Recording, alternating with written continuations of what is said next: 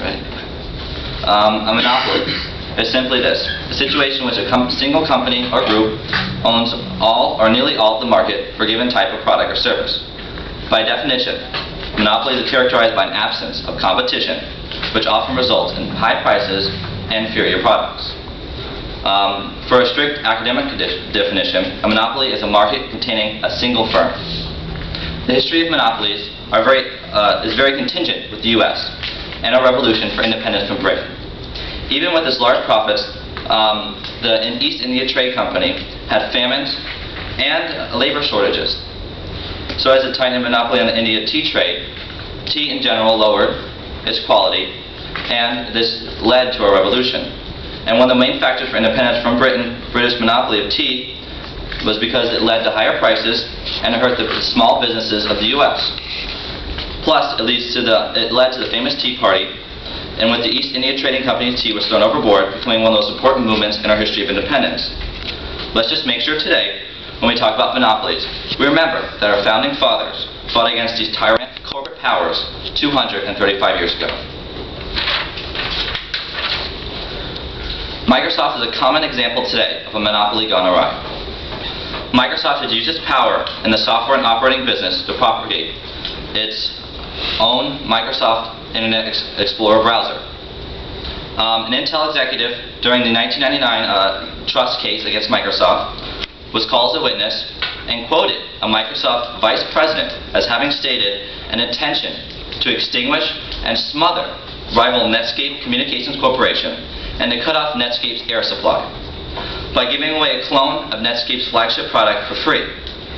The Microsoft executive did deny the claims, but it still comes to the fact that even Microsoft, what was seen as an innovative company, did do antitrust activities. The ruling against Microsoft did come, and it was appealed, but it ended up having a plea deal in order to offer its software programming to everyone for free, in order to allow software on its operating system.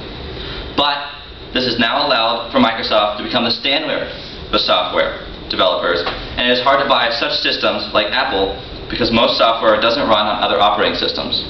And thanks to this new sketchboard and Microsoft Scanner, you can now go out and buy the software that you want for your computer because most of them use Microsoft as the template. Plus, out of this innovative company, we get Vista, which is commented as many technical experts as being energy hoarding and full of bugs. Another less known monopoly is the government-based patents on drugs. Drug companies can hold a patent under the TRIPS agreement for a minimum of 20 years. And drugs companies use this excuse for their patent that they need the monopolies to recover from the high research and development cost. But industry estimates for R&D for new drugs is between $300 and $500 million, while independent estimates come from around 30 to 60 million. Whatever estimate you take doesn't matter, because the sales of Bayer's ciprofloxacin totaled 1.68 million, and Pfizer's sales of fluoxetine totaled 1 billion, according to sales figures on the company.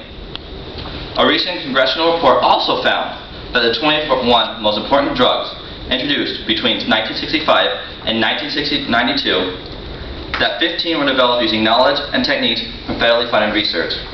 So as this research and development is becoming more and more of taxpayer use to research in the universities, then the companies take our taxpayer money, which we spend on research, to sell drugs at a higher price to us.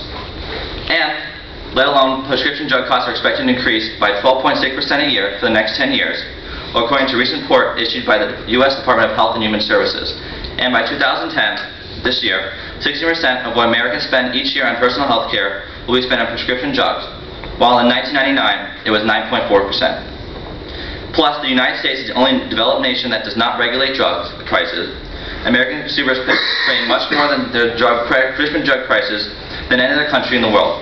In fact, a 2003 study by the U.S. Department of Commerce International Trade Administration compared the U.S. prices of list of 54 prescription drugs with the prices in 9 other countries, and found that the prices in the 9 other countries were 18 to 67% lower than U.S. prices, thanks to this monopoly on drug prices. Now Americans are paying more for the drugs and they're not getting much more out of it. Forbes also explains monopoly as the extreme case in capitalism. Most believe, with few exceptions, the system just doesn't work when there's only one provider of goods and services, because there's no incentive to improve to meet the demands of consumers.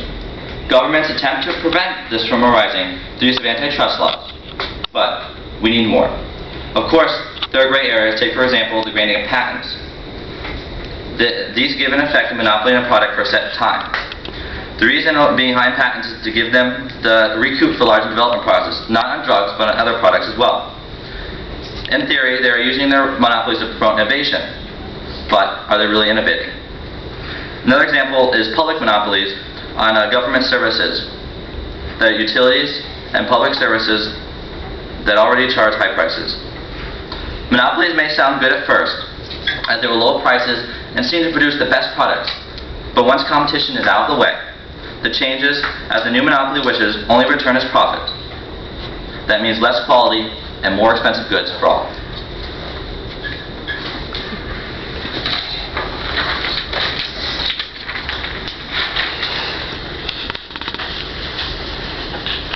Alright, so you talked about the medicine patents. Mm-hmm. Wouldn't one medicine company make our medicine safer and more regulated by the government, which would be important to the health of our needy?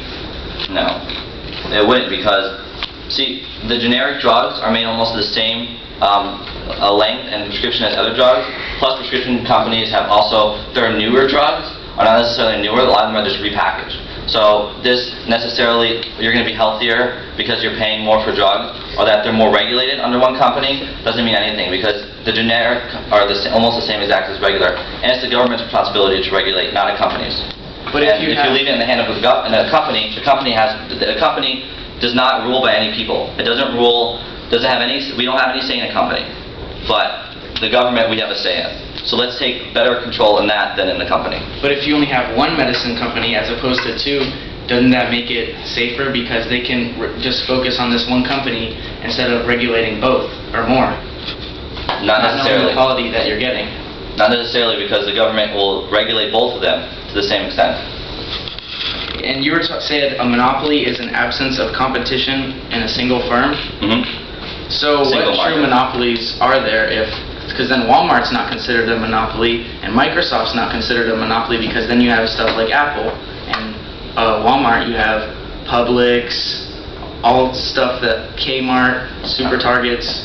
Okay, and some communities today, Walmart isn't the only provider in the community. There's some small home communities where Walmart has opened their big stores and has kicked everybody out, and there's no Target, there's no Publix, there's no Winn-Dixie, there's nothing else there. So in that sense, in some areas they are monopolies, and that's what we're against with Walmart. Second off, Microsoft, yes, you can have competition with Apple, but if you wanted to, they've used their power and have become monopolistic by trying to kick out other competition in a way that is harmful to the free market economy and capitalism. And in essence, they have used their power. You can't buy another software today that isn't Windows certified. A lot of the softwares have tried to go over to Apple, but with Microsoft's strict control, a lot of the times Microsoft will offer it for free, and then they'll offer incentives to only use their product. And so when the consumer goes out, they can't buy the same software that they want to buy if they have an Apple computer. Do you know what places Walmart has taken over and has become the only business? Well, we actually have one of the places, how Walmart at Bennington, Nashville, was one of the places we know about. Okay. Who's the monopoly that makes the drug prices high? Anyone who owns a drug patent. There's a lot of them. I gave two examples in here. But if there's more than one, is that a monopoly? Yes, because they're owning, it's not just the market of drugs, it's the market over one drug, such as the drug of Supinski, which is actually it's an AIDS drug. So that AIDS drug that you need, they only control. And that's what a monopoly is, when they control the only market for that one drug. Don't the antitrust policies protect us? They have done a lot, because as the history has gone, companies that are monopolies have done well, but with more antitrust laws to get rid of these government-based monopolies is what we want. Okay.